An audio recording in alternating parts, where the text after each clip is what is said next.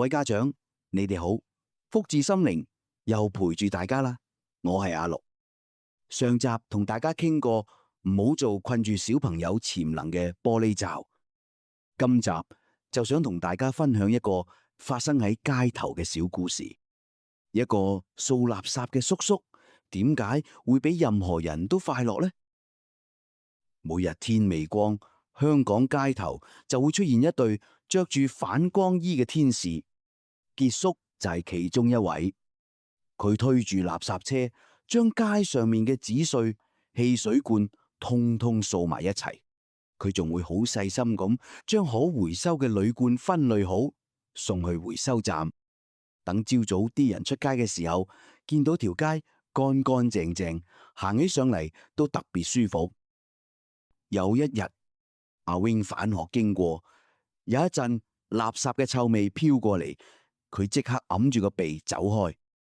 但轉頭一睇，傑叔竟然一邊掃地一邊吹住口哨，腳步仲好輕快，完全唔似做緊啲又臭又辛苦嘅工作。阿 wing 實在唔明白，就大膽走過去問叔叔：啲垃圾咁臭，掃街又咁辛苦，你點解仲咁開心？傑叔停低掃把，笑住話：小妹妹，你睇呢條街掃得乾乾淨淨，大家行得安心，我就開心。臭味係一時嘅事，但清潔街道帶俾人嘅快樂係長久嘅。呢樣就係呢份工作嘅意義啦。聽完呢句話，阿 wing 塊面紅晒，佢放低揞住鼻嘅手，對傑叔多咗好多尊敬，心入面暗下決心，將來一定要做個對社會有貢獻嘅人。各位家長，聽到呢度，有冇諗起自己帶仔女出街嘅畫面？見到垃圾車或者清道夫叔叔，有時我哋都會不自覺拉住小朋友走快兩步，甚至同佢講唔好行咁近，好臭。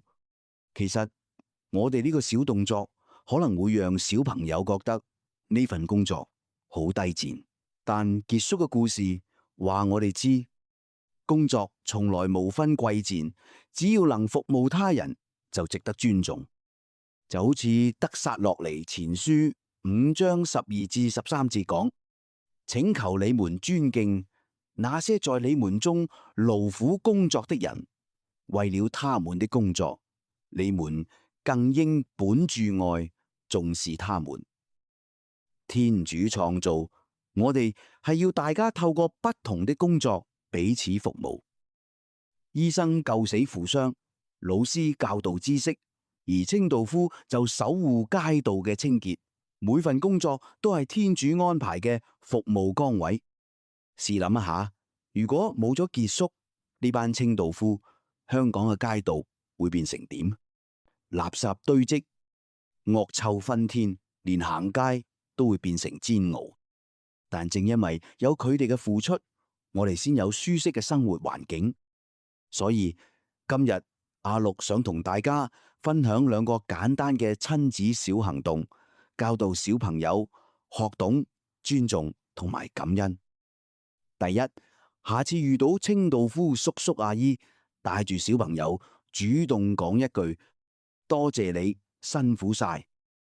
呢句說話好簡單，但足以讓佢哋感受到自己嘅工作被重視。第二，可以同小朋友做一張職業感恩卡，畫上掃把同垃圾車，寫上感謝嘅說話，遇到佢哋嘅時候送俾佢哋。小朋友一定好有參與感，再唔係可以參與社區組織沙灘清潔嘅體驗活動，讓小朋友拎住小掃把親身感受清潔嘅辛苦。呢種實踐比講10句道理都有用。當小朋友親手執起垃圾，就會明白每份乾淨都來之不易。不如而家我哋一齊祈禱，仁慈嘅天主，感謝你透過不同嘅工作將我哋聯繫起嚟，求你教導我哋嘅小朋友學識尊重每一位勞苦嘅服務者，珍惜佢哋嘅付出，用感恩嘅心對待身邊嘅人。阿孟。今集嘅金句再重溫一次，請求你們尊敬那些在你們中勞苦工作的人，為了他們的工作，你們更應本住愛，重視他們。得撒洛尼前書5章12至13節。下一集我哋會繼續傾下如何教孩子學會感恩身邊的服務者。記得訂閱。時間差唔多，感謝你嘅收聽，福至心靈，與你在愛中同行，再會。